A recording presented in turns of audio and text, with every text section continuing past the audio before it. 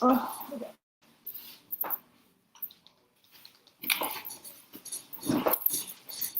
Okay, you guys, I believe I'm live. Happy Thursday. I am live at 5. I'm super excited.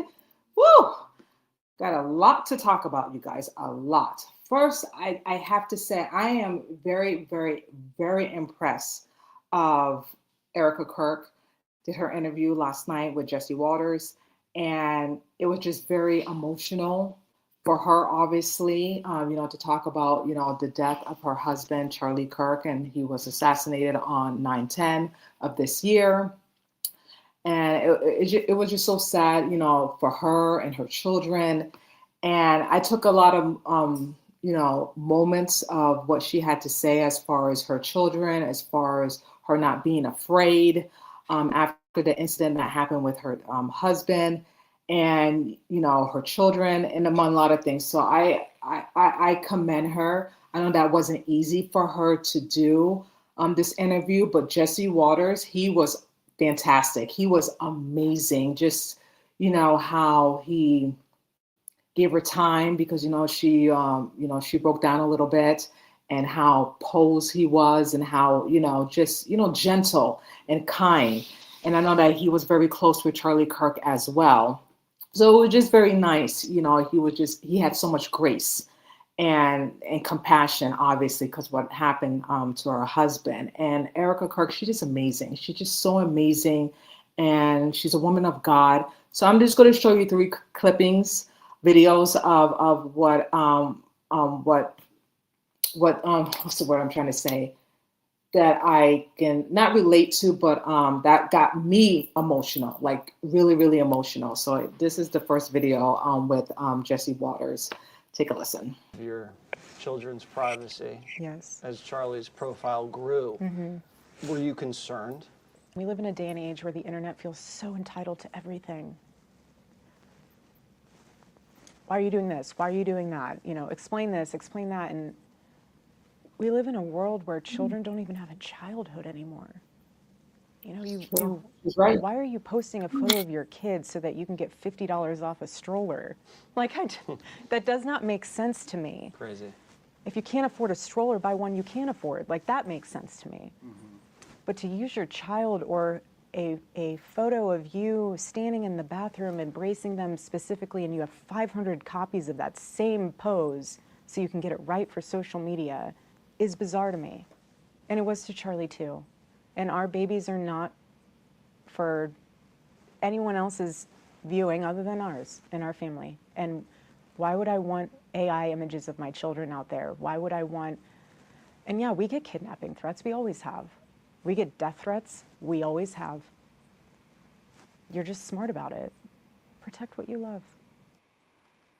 I agree. Amen. Amen. Protect who you love. And I agree with her. Again, I'm not judging. I don't understand why some parents do that, to be honest with you, post their children on social media when they don't have a say. I think, with children, it should be private. It should be sacred. It should be between the parents and also, friends and family. I don't think, children pictures should be on the internet, because once it's on the internet, it's there forever. And you have pedophiles, you have perverts, you have sex offenders, you have the deep dark web with pornography and stuff like that use children's face images for their own personal disgusting gain. So I agree with Erica, and I have to say my sister, she's the same way. My cousins, he's the same way. He doesn't post none of his children's pictures on social media, very private, just for only friends and family. Once my husband and I have children, we're going to do exactly the same thing, because it's not meant for social media. And I feel like parents should protect their children posting pictures of their kids just to get likes and views and just get paid. If it's just you, that's fine, because you're an adult. But as far as children goes, they don't have a say. You know what I mean? They don't have a say and tell their parents, please don't post my picture on social media. They don't. And some parents, they do that just to get, money out of it, which, to each his own. I don't agree with it, to be honest with you. But I agree with Erica Kirk and what her and Charlie was doing to protect their children, and rightfully so. The next interview I really enjoy and like, and again, the interview was just so emotional, so raw. She was herself, her authentic self, and just, just missing her husband. And I have to say, because Jesse Waters asked her, what's the toughest day for you?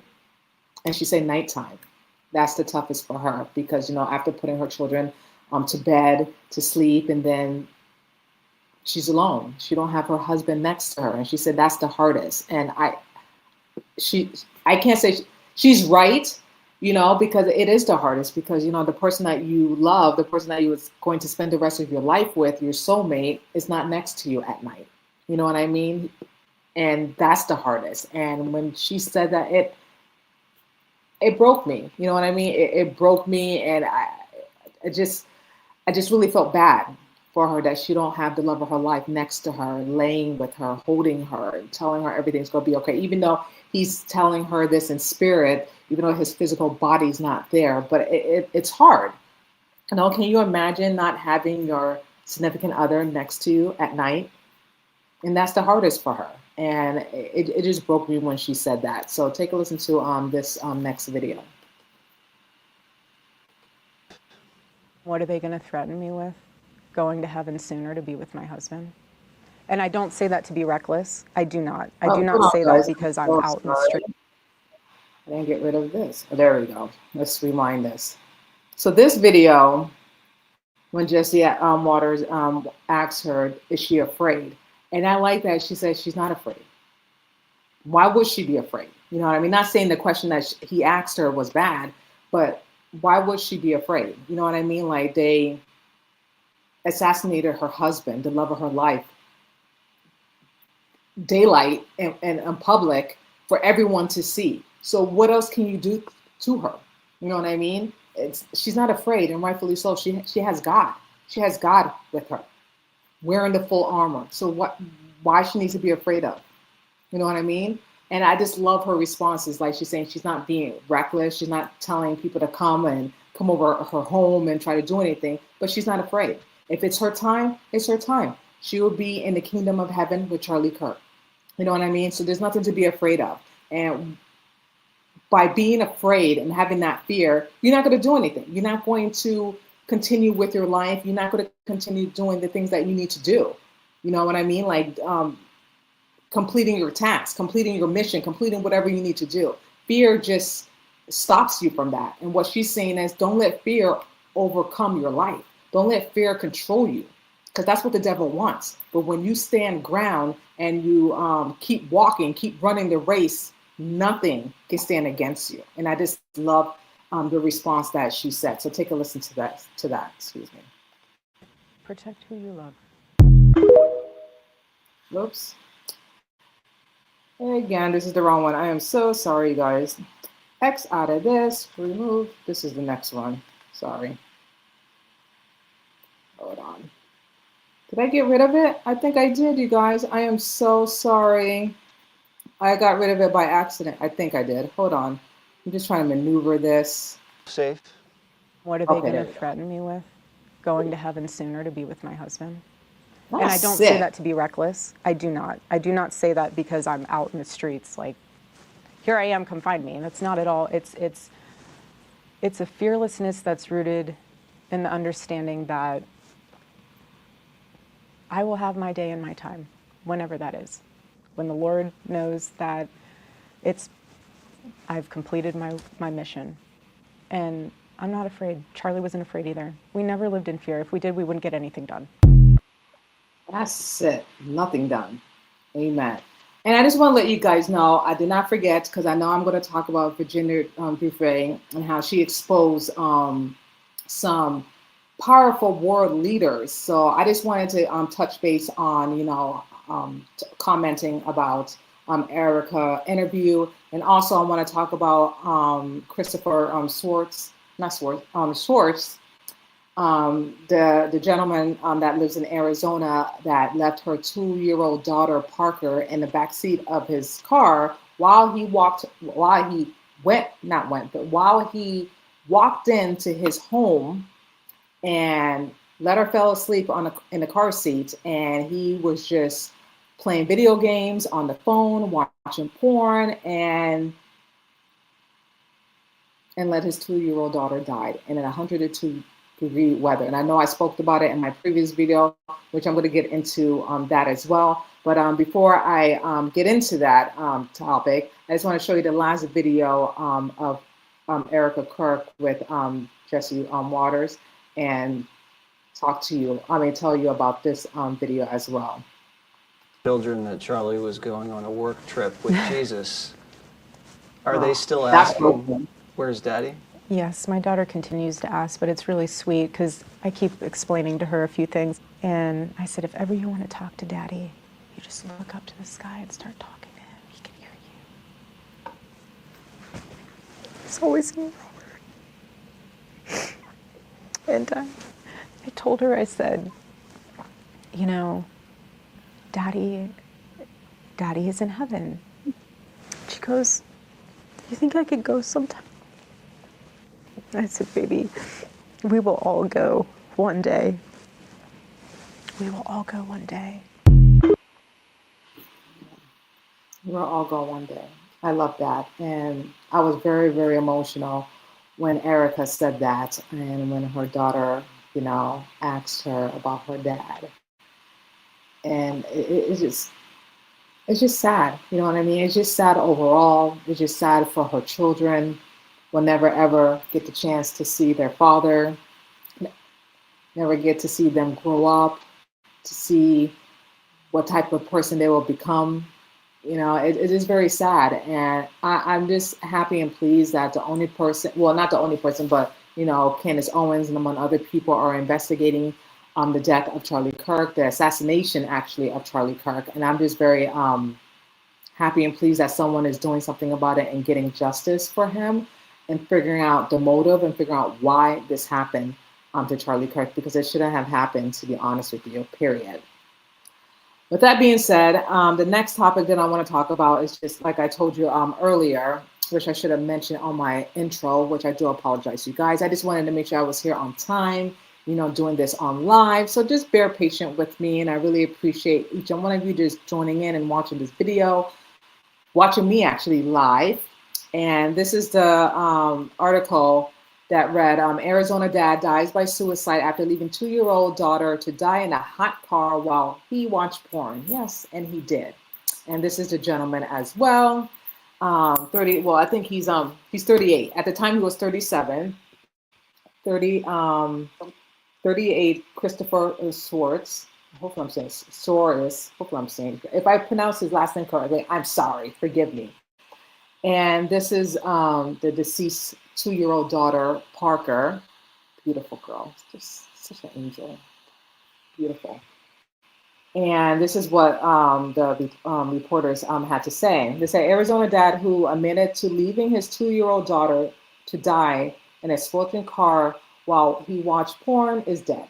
Yeah, he committed suicide because he was supposed to, and this happened this past Wednesday, actually, that this happened, November 5th, that Christopher committed suicide.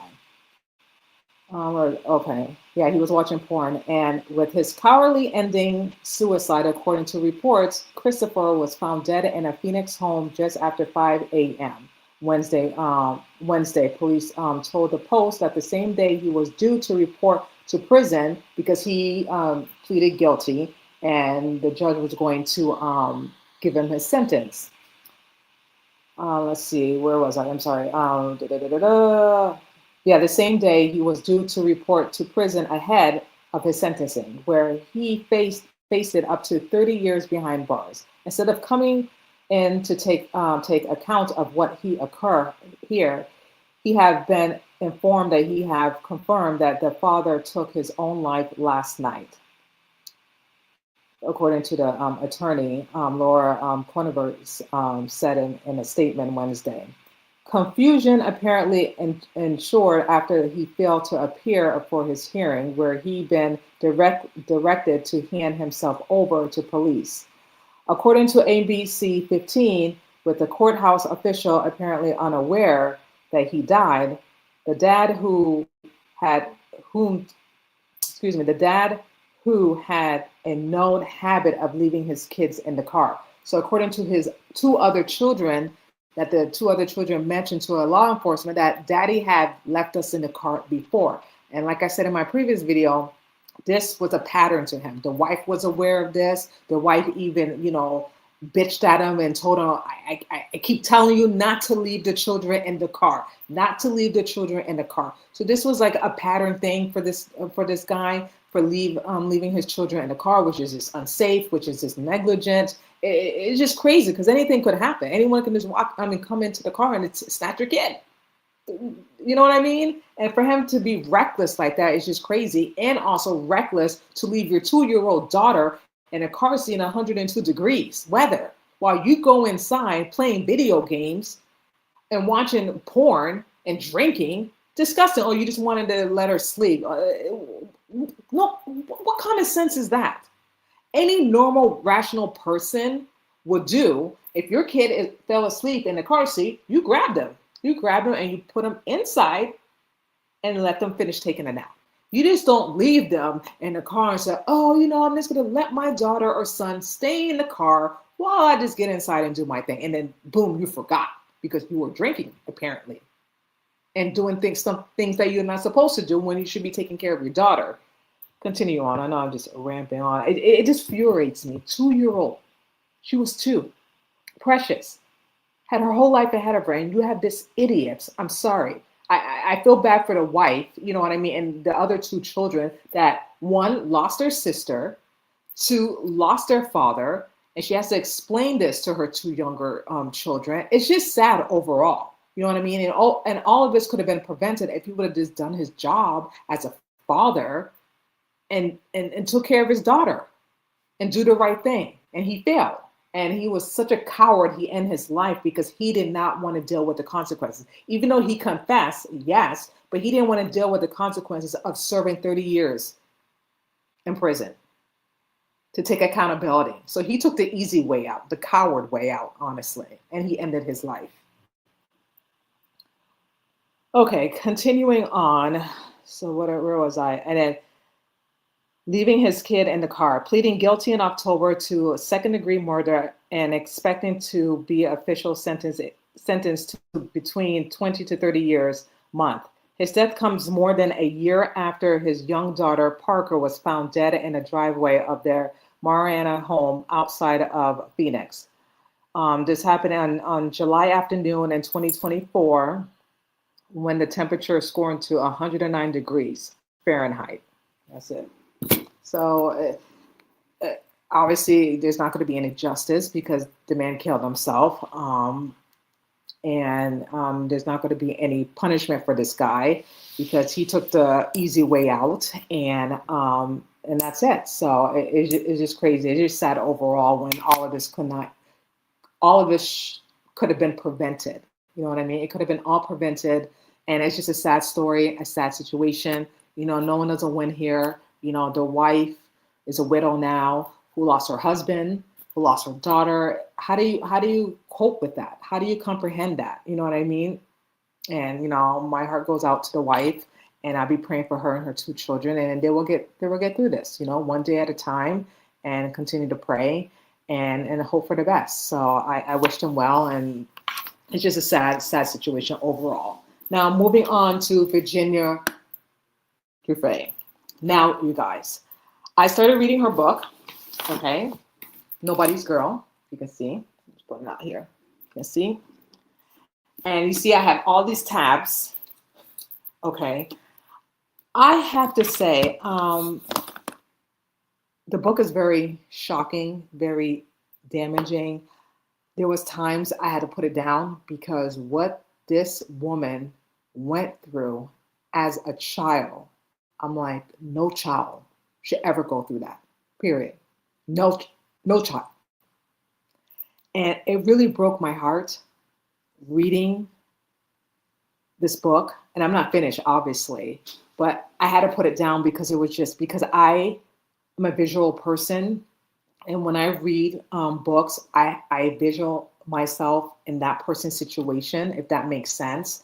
Because for me, I I'm not a reader. I don't like to read books, to be honest with you, unless it's really engaging in it for me to like really um what's the word? I have to be stimulated. You know what I mean? And I've always been like that, middle school, high school, college. A book have to interest me in order for me to be interested and intrigued by it. And lately, well, I would say over the years, I've been starting reading again and books that I've been interested in, and it caught my eye. And this book really did caught my eye, not because Virginia Giuffre wrote this book, because again, I would been, doing research about Jeffrey Epstein and his whole sex ring trafficking with younger girls, and reading up articles, reading up lawsuits and depositions, and everything left and right. And obviously some documentary too, but I feel like with depositions and lawsuits and actual legal documents, it says it all, honestly, even though some people lie, but you get what I'm saying. By reading documents and lawsuits and cases like that, it gives me a broader picture of the situation, what happened. So when I started reading this book, when I got it last week, and I got very emotional, um, started crying. I don't understand, which I'm going to talk more about tomorrow on my book club. It's my first time ever doing a book club, so I'm very excited and nervous at the same time, because this is my first time doing a book club, and I hope some people join in, and I hope some people did purchase the book so we can talk about it. But what I can tell you about the few of these chapters, what happened to Virginia as a young child, I just don't understand how mothers can allow fathers to do that to their daughter. And mothers can be okay with that. They can just turn a blind eye and make it seem like they're the victims, the mother, and blaming on the child, like it's the child's fault. When a child is 4, a girl I'm reference to, when you have a little girl that's 4, 5, 6, they don't know what sex is. They don't know intercourse, all that stuff. They don't know that. All they think about is toys, playing, learning to talk, learning to walk, 10 or 11, 8, 9, they don't know what that is. Okay. And for this mother to actually blame her daughter because his disgusting father, or her husband at the time, molested her, and then blame it on her, like she was the problem, like it was her fault, when it was the sick, deranged father. He was sick. He was crazy. He was deranged for doing that, doing inappropriate things to his daughter, and let alone passing his daughter to his friend. Now, whether she knew about the father passing along to the friend, it's not very clear in the book. However, she knew, the mother knew in the back of her mind there was something fishy going on with the father's behavior. And then she put all the blame on Virginia, like it was her fault. To me, that's very sickening. You know what I mean? Like, you should never, ever take a man's side over your own child, whether it's your husband, your boyfriend. I don't care. You just don't, especially if your daughter or son is telling you something that I've been touched inappropriately. Someone did this to me. Someone touched my private part. And then you just not say anything. You just like let it go. You just like bypass it like it never happened, like you never heard of it. Like, what kind of sick person people are? I don't understand that. That you don't even take your child's side or investigate or take them to the clinic or to a doctor. You just shut it down. Like, they're the problems. They're the liars. So when I read that chapter, it just really shook me to my core that this mother would do that to her own daughter. And all she wanted, Virginia, at that time when she was so, just wanted love and attention from her mother and for her mom to accept her. In the beginning, her mom did, but something shifted. That her mom was just very distant, very cold, very nasty towards her own daughter, her only daughter, because she had 3, I believe 3 sons, one from a previous relationship, and then I think she had 2, or she had 1, and then she had another one, and she had Virginia, the only girl. But my point is, I just don't understand why a mother can do that to her own daughter. So it took a lot of me to read this, which I'm going to finish, because I'm a type of person, once I start something, I finish it until the end. That's just how I am. But I will talk more about it tomorrow during the book club, and that's why I put tabs. So then when I come tomorrow, come tomorrow at 7 a.m., 7 p.m., pardon me, 7 p.m., that I will talk more about it. So forgive me, sorry. Now, I went through, because it took me forever, today, to look for Virginia Giuffre civil lawsuit against her and Prince Andrew, but I found it. And her deposition as well. I found it because, I'm a type of person, I'm a dog. What's that saying go? A dog in a bone in the meat, a meat in the bone, whatever that saying goes. I'm a type of person, I don't give up. If I want something, I hunt for it and I get it. So if I'm searching for something, I'm going to search into the bitter end. And that's what I did today, because I thought I couldn't find the civil lawsuit between her and Prince Andrew. At the time, he was Prince. He's no longer Prince anymore, which I'm going to talk about that later. He's just a regular, common man now, okay, because of his lies that got exposed. But anyway, so I found that, and I found the deposition. So the deposition that I'm going to read to you, it's very damaging, and I just don't understand. And the FBI, they have this. Okay, this is back in August 19 of 2019. 55 pages. The FBI knows the names. Amy Wallace, the co-author of the book Nobody's Girl, she knows the names as well. And she even said it multiple times in many interviews. She said she knows the names, she even have the tapes. So don't even try to break into my house. She even said that, which I'm going to show you a clipping of that. But when I read this, and this is the deposition, and this is the real thing. You know when you have, obviously every document, it's public record, it's authentic because of the seal, the stamp, and everything. This is the real deal, you guys, okay? So when I read this, I'm like, I'm not surprised. This is what other people have been saying too, but they're saying that it's not true because, Virginia Giuffre, she's just a troubled kid. She's a runaway. She's a drug addict. Everything she's saying is just made up. It's not lying. But according to her deposition and the civil lawsuit, it seemed like everything is consistent to me.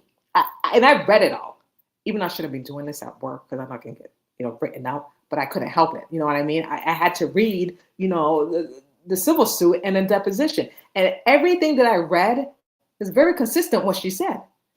And on top of that, in the book too. So who is lying? Tell me, who is lying? Because none of it makes sense to me. And I'm sorry, I believe her. I believe she's telling the truth. I believe the survivors as well. They're telling the truth. They're not lying.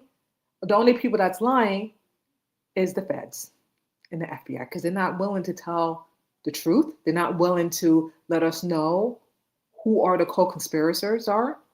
They're willing to hide it and bury it and not let it come out. It's just crazy to me. So this is what I'm going to show you so you don't think I'm lying, because people like to fact check everything, which is good. You need to fact check people, because people that say things just to say things. Me, I don't. If I don't know, I don't know. I admit to it. If I don't know, I don't know, but I will figure it out. And then let you guys know the next video. So this is bye Parker. I'm so sorry. Hold on, you guys. Let me just add this in there. Oh, let's remove this. Sorry, there we go. So this is September 10th of 2021, U.S. States District Court from Southern District of New York, Virginia L. Giuffre versus Prince Andrew, Duke of New York. He's no longer Duke anymore. He is finished. Anyway, this is the civil action, the civil lawsuit that I'm going to read to you right now. And then let me read to you the deposition, because that's important. And then we can get back to the civil lawsuit. So let's just go back here. Sorry, you guys. Okay. So this is what she said to Virginia. This was, I believe she was like 17 or 18 at the time when she did this. Let me just make sure, because this was back in 2019. So hold on, you guys. I need a bigger desk. You would think I'd be more prepared, which I am. Okay, yes. So this is okay. So this what I'm reading is a deposition between Virginia and Ghislaine Maxwell. So this is what I'm reading to you right now. So this is the deposition. So in her deposition, Virginia, she said that Epstein did invite two young brunettes to a dinner, which he gave can't speak, which he gave on his Caribbean island for Mr. Clinton. Now we know who Mr. Clinton is. Bill Clinton, shortly after he left office. I had been about 17 at the time. I flew to the Caribbean with Jeffrey and Ghislaine Maxwell. Went to pick up Bill in a huge black helicopter that Jeffrey had brought her. I remember, and this is Virginia saying this in her deposition, by the way, just to let you guys know. I remember she was very excited because she got her license around the first year we met. I used to get frightened flying with her, but Bill had the Secret Service with him, and I remember him talking about what a good job she did. And I believe she was referring to Ghislaine Maxwell. So obviously Bill Clinton was in the Caribbean. So Bill Clinton was in the private plane, which that's not a surprise because he's in the flight log and among other places. And he has been to the pedophile island as well. That is no secret either. And like I said, it's been mentioned in the deposition and as mentioned in other documents as well, including the book. I don't remember seeing Bill again on the trip, but I assume Ghislaine flew him back. Virginia disclosed that Mr. Clinton, Vice President Al Gore, and his wife, Tipper, were also guests of Epstein on his island. Okay, which I'm not surprised. Virginia also said that yet another American liberal icon, Senator George Mitchell, which I heard his name frequently a lot, visit Epstein New York residence. Mr. Mitchell, age 77, was very, very close to Jeffrey Epstein, Virginia recalled. I also met Naomi Campbell at a birthday party for her on her yacht in south of France. She's friends with Ghislaine, but she was a real bitch to me. I can see that. That's Naomi Campbell, man. She's a supermodel. She's probably bitchy with everyone, by the way. Anyway, Donald Trump was also a good friend to Epstein. He didn't partake in any sex with any of us, but he flirted with her. He laughed and told Epstein, you got that life. You got that life. What do you think Trump meant by that at the time? You got that life, meaning that, and I'm just saying, meaning that Jeffrey Epstein was surrounded by young girls, escorted by Ghislaine Maxwell. You got that life. But he did not partake any of the sex, according to Virginia. Ghislaine took nude pictures of me laying naked in a hammock, posed with my legs open a bit, provocatively, that I gave to Jeffrey for his birthday. Which you're going to talk about that birthday book. It's very sickening how people can laugh about that birthday book like it's some type of joke, but it's actually not a joke. It actually happened because she mentioned the birthday, okay? So obviously they created a birthday book for this sick pedophile, and then it is a joke. It's not a joke. It's disgusting. And you guys should check out the birthday book, which I did, and it's just utterly disgusting. It's just creepy. It's just weird. I don't understand how it's a joke and how is that funny, because it's not, because we have these pedophile perverts having sex with underage girls and they're thinking that it's funny about it, and it's not. Anyway, so continue on. So the hammock photo was all over the houses, and Bill Clinton and Andrew, and we know who Andrew is, Prince Andrew, had to have seen it. I spent 4 years as a millionaire personal masseuse. I was living on the street, beaten up, and slept with at least 2 older men in return for food. While on the street, I slept with men for money. And this is according to what Virginia said. I was a pedophile dream. Then she recalled she said, I have got a good friend and I need you to fly to the island to entertain him. And I believe that's what Ghislaine Maxwell was telling Virginia, to massage him and make him feel how you make me feel. Then what else? She met Al Gore, Heidi Klum, Naomi Campbell. Virginia said she was, and she said, delight with Epstein, invited her to accommodate her with a 6-week trip in 2001, Then I believe when the whole shebang went down, the FBI told Virginia Epstein had hidden cameras watching her in the entire time, even when I was in the bathroom. She was so embarrassed. The FBI told me everything he did was illegal because I was underage. Okay, what else I can share with you guys? I think that's it. So this was the deposition. There's more, and you can check it out. Again, it's public record. It's so much. I just don't want to bore you and read all of this, but you should definitely check that out because it's just very, very fascinating, all the names that she mentioned. Now, with this one that I want to share with you guys, this is let me add this.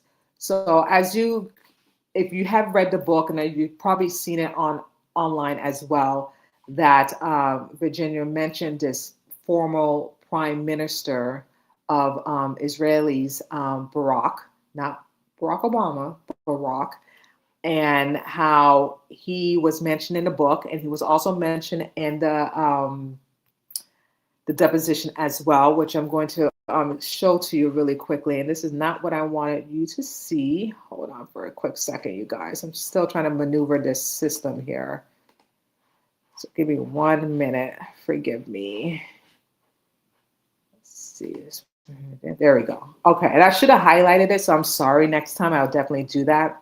So if you look at page number 6, when Sharon Churcher, she was a journalist who was helping Virginia Giuffre, and she was Virginia Giuffre was telling Sharon Churcher, her story, what happened to her as a minor and everything.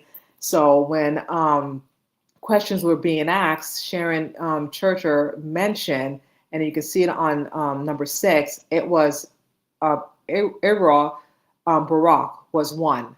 So meaning he was one of them. He was one of the powerful leader that had sex with Virginia Giuffre. And she never mentioned his name on the book, but she mentioned one of the prime minister was very, very violent towards her when she was having sex with him, choked her, that she almost passed out, and is very, very violent towards her, which I will get to on Friday and talk more about it. But obviously his name is mentioned in this document, and other document as well, even though it's not mentioned in the book. And people knew about this. They knew about this, and they did and said nothing, which is crazy because maybe because he was the prime minister. It's just crazy. Another document that I'm going to show you is this one. It says natural of the action. And I have to say, Barack visited Epstein 30 times, you guys. 30 times.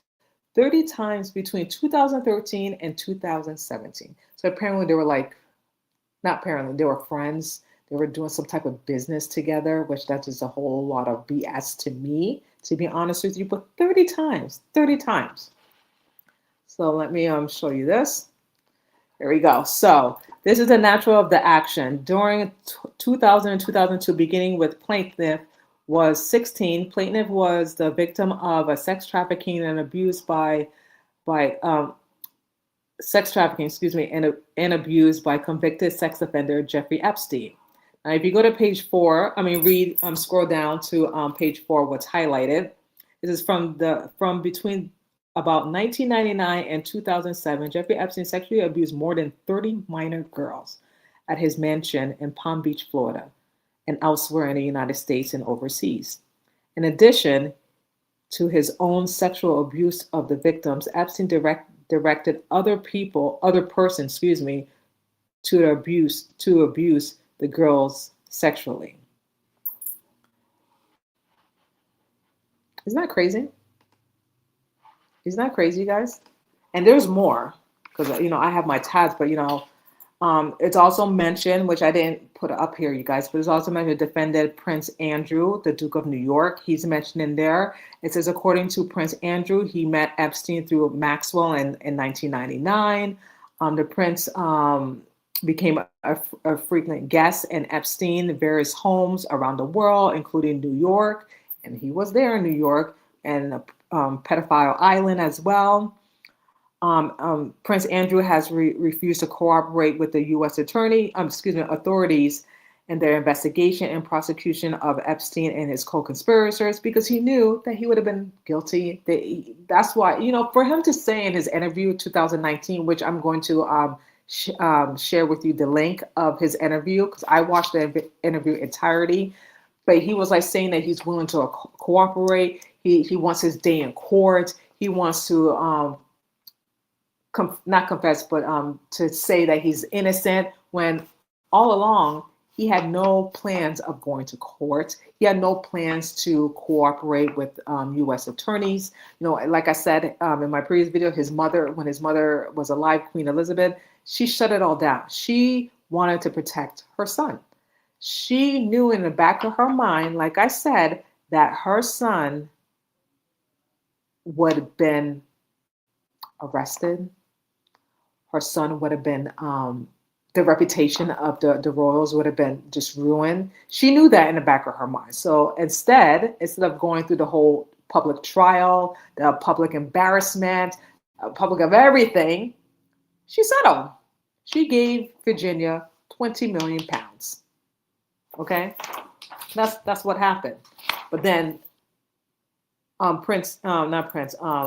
King Charles, because the Queen is no longer with us, he put a stop to it. He banished him. He stripped his titles and everything.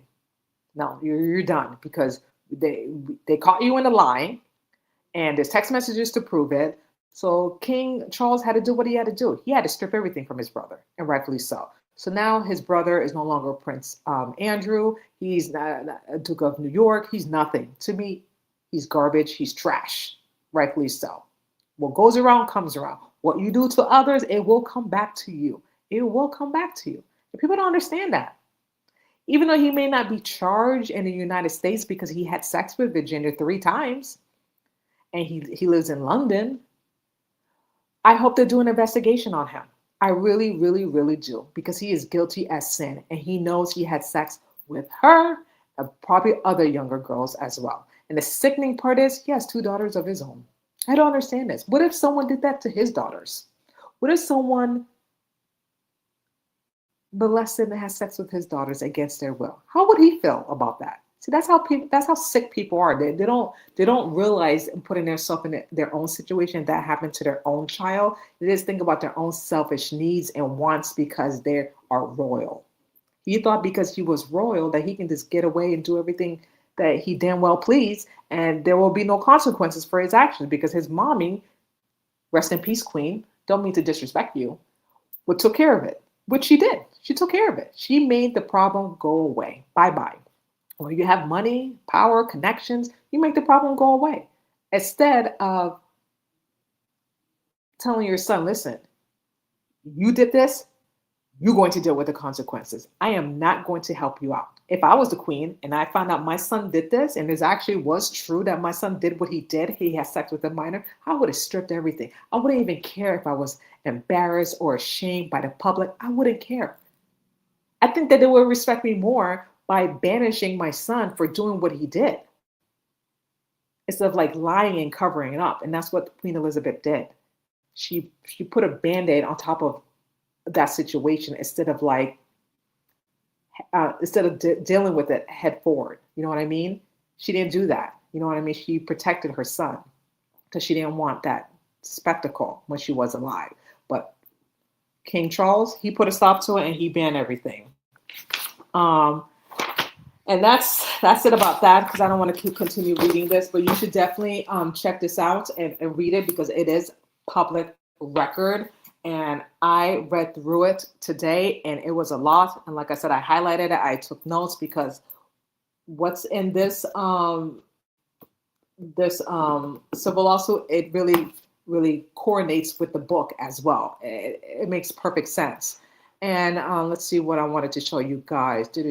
So this is how weird and creepy Prince Andrew at the time was. Weird because he wanted to do an investigation on Virginia. And this is what he sent on February 25th of 2011. He sent it to Ed Perkins. And what also seems she has a criminal record in the States. I have given her date of birth, social security number for investigation with, we don't know who that name is because that's have been redacted, which that sucks. The on-duty PPO. So apparently Prince Andrew texted this guy to get some dirt on Virginia. Because, and I know a lot of people are going to say, well, you know, if someone's accusing you with something like this, an allegation of, you know, sexually abuse and stuff like that, you want to get dirt on someone. But it's just the way he said it, the way he sent that message. You know what I mean? I just feel like he was wanting to get dirt or get something on Virginia so he can use against them to threaten her or something like that. That's the impression that I'm getting, to be honest with you. But it does, and then you have your police officers, Secret Service, or whoever at the time was protecting him or whatever, to dig up dirt on someone. Why? If you have nothing to hide, why? If you proclaim your innocence, you shouldn't even be doing that. That's just in my opinion. You shouldn't be doing that at all. So that looked very suspicious to me. Very suspicious. So I want to show you a next clipping, but of a video of Virginia Giuffre. She did a 60-minute interview and explaining to the reporter that this is me in this picture with Prince Andrew with Ghislaine Maxwell in London. This is him putting his hands around my waist and smiling and everything. And this picture is authentic, which it is actually, because who's taking the picture? Who's taking the picture with those three? Guess. Jeffrey Epstein. He's the one who took the picture. He's the one who captured those three together. So Jeffrey Epstein was there in London. You know what I mean? So for Andrew to say, oh, that picture is fake, I was never there in that house, when he was there, okay, he never met her. He doesn't recall. He doesn't have any recollection of that, which is totally bullshit, because there's proof that he was there. Obviously, the picture, you know what I mean? So it's just the lies after lies that he said and made up. It's just totally ridiculous. And that's why he's done. That's why he's no longer Prince. That's why, you know, his life is in shambles right now. An embarrassment to the whole family. So take a listen to what Virginia Giuffre had to say. And he needs to stop with all of these lame excuses. We're sick of hearing it. This is a real photo. Taken by Jeffrey Epstein. Taken by Jeffrey Epstein. And there's Ghislaine Maxwell. There's the flash. That's me at 17. And that's Prince Andrew with his chubby fingers. And we know what happened next. And that's right before I was abused by him. Sensationally, what has now come to light was an attempt by the former prince to smear Virginia's credibility on the eve of that photo first being published in 2011. In a move that is potentially illegal, Andrew asked one of his personal protection officers to dig up dirt on Virginia. A recently leaked email showed he told the Queen's then Deputy Press Secretary that he had given Virginia's date of birth and confidential social security number to the officer to investigate her. In her continued scrutiny of Andrew, journalist Emily Maitlis sees it as an intimidation tactic. What was that like to learn? Horrifying. I mean, it's horrifying, isn't it? That's how you do it. That's how powerful men shut down vulnerable women. And it's normally rich versus poor. See, rich versus poor. Isn't that crazy? And I agree. You know, when you have money and power, and that's what they do. That's what they use to intimidate you, to make you fear, to make you feel fearful, to make you be afraid. You know what I mean? To use leverage against you. It's just sad. It's just sad and scary. They know exactly who to do it to. You know what I mean? They just know. And I have to say, you know, and I believe Virginia Giuffre did not kill herself. I don't believe that she committed suicide. I believe someone got to her. I believe that people knew that she was going to release this book. This book was going to come out very soon because she was working with Amy Wallace for the last 4 years when she was alive. And I believe someone took her out because she said it in a recording that if something happens to me, that I did not kill myself. I did not kill myself. I will not, and I'm just paraphrasing here, I will not leave my children behind like that. And I believe her. Even though there's no proof that someone took her life, you know what I mean? But I believe someone took her out because she was the only one, besides the other survivors, she's the only one who stood up to Jeffrey Epstein and Ghislaine Maxwell and Prince Andrew. She's the only one who advocated and stopped these bastards and put Ghislaine Maxwell in prison. Jeffrey Epstein as well. Prince Andrew, he had his day. He didn't get his day, excuse me, but he did this year, okay? Because his life is over. But you get what I'm saying. So then when she was about to do this book and have this book released, I believe some people did not want the names to come out.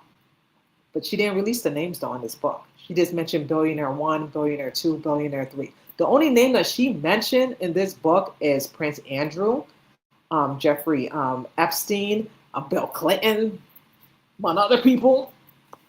But she didn't mention some other people. She didn't, because you know why? And Amy Wallace is going to explain to you, because the FBI already know. They already know who they are. They already know the co-conspirators.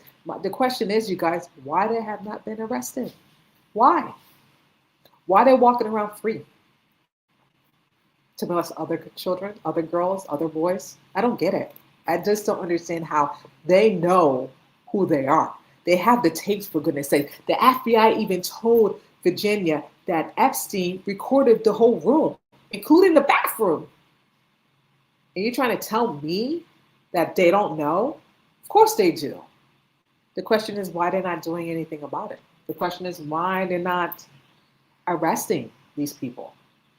It's just mind-boggling to me that they knew, this whole time who these co-conspirators are, and they're not doing anything about it. They're keeping it hush-hush. I don't know how many times, people have to say, Trump wasn't there. He didn't have nothing to do with it. Did he say some inappropriate things that I read to you with a certain paragraph? Yes. But even Virginia even said it in her own words that Trump did not partake in none of the stuff. He did not partake having sex with younger girls. Did he say some inappropriate things? Yes, but it doesn't make him a pedophile. You know what I mean? There's no record of him going to the pedophile island. There's a flight log that he was inside Epstein private plane. Yes, because I have seen the manifest. I have seen that. But there's no shred of proof that President Trump was even on that island. None whatsoever. So I don't understand why they're not releasing the names. Why? If President Trump don't have nothing to hide, why not release the names? Why not arrest the co-conspirator that was involved in this? I don't understand this. I really don't. It doesn't make any sense to me. But take a listen to what Amy Wallace had to say about the book and Virginia. Are those tapes? Will we ever hear those names? Is it a matter of waiting for certain people to die because you can't defame someone who's dead? I think the place to aim that question is towards the Department of Justice.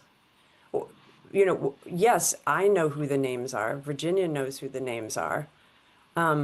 But so does the FBI and so does the Department of Justice. That's why there's such a clamoring right now for the Epstein files to be released. Right. These files and Yeah. this investigation has been compiled over many years, and it exists. Is there a possibility that I'm sorry, you guys. Let me put this up. Trying to maneuver everything. It's just crazy to me. Sorry. This is hard doing a one-woman show, but I'm doing it though. So just bear with me, you guys. I'm so sorry.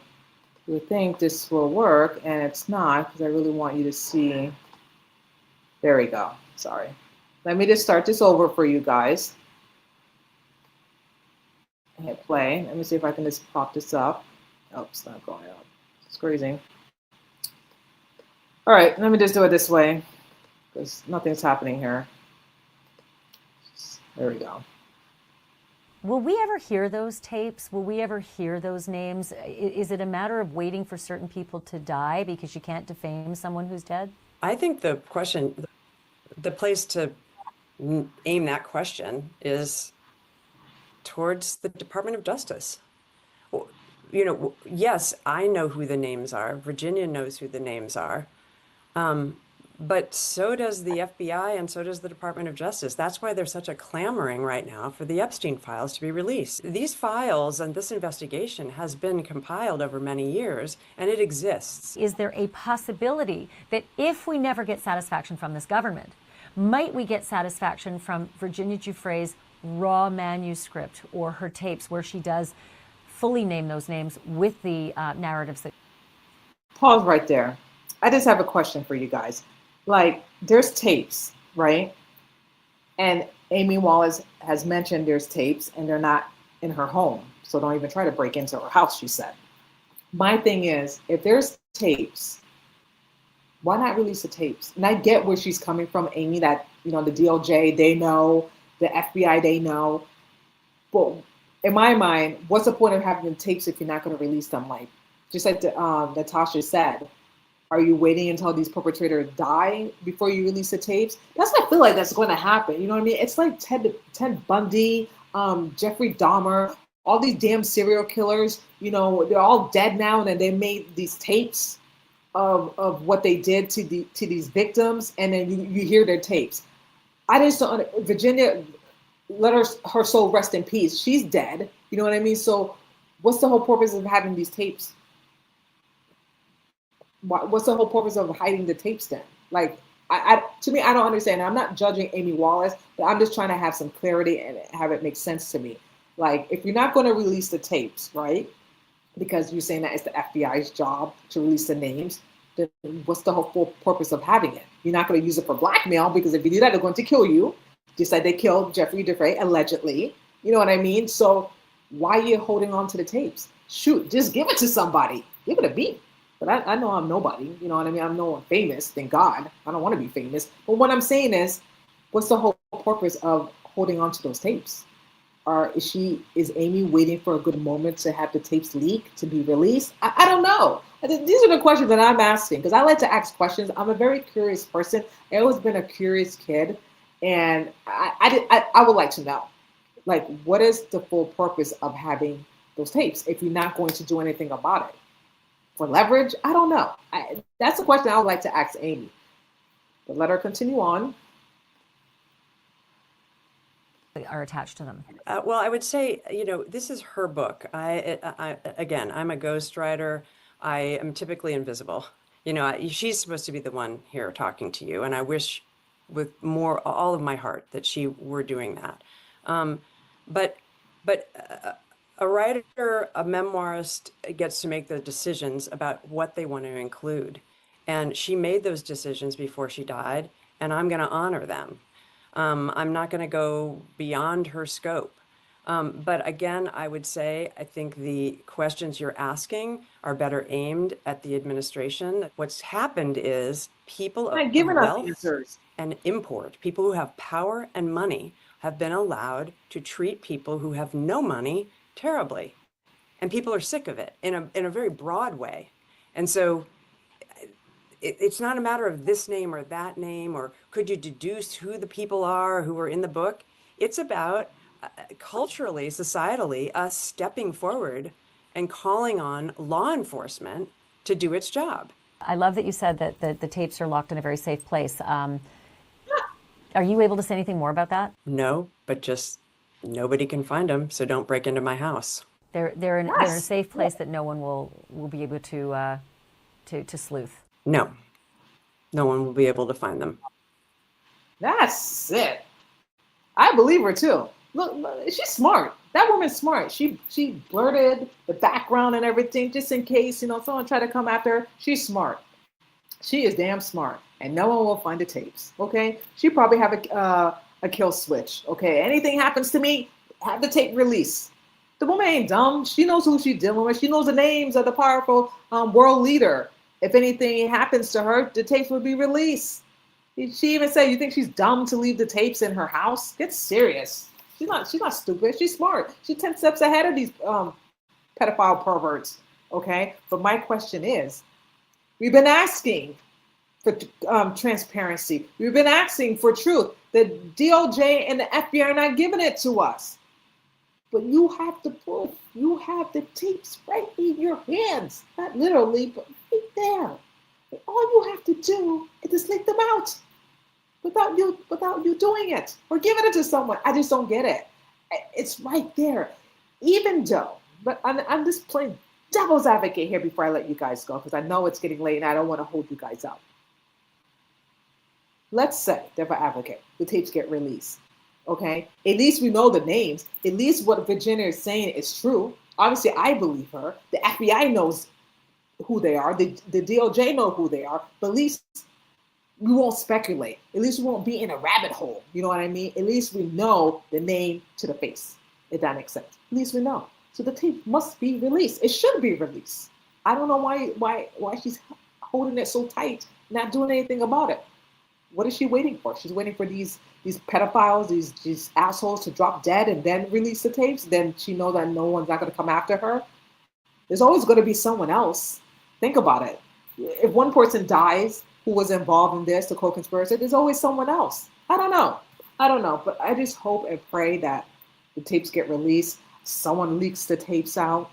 That someone did leak the email with Prince Andrew still communicating with Jeffrey Epstein, even though he told that, he said in his interview in 2019 that once Jeffrey Epstein was found as a sex offender, that he stopped communication with Epstein, which that was a lie because the email proved that he was still in communication with Jeffrey Epstein, even though he was registered as a sex offender. So he still wanted to have fun and play with Epstein with little kids. Disgusting. You see what I'm saying? Proof is in the pudding. So that's all I have to say, you guys. More names are going to be exposed.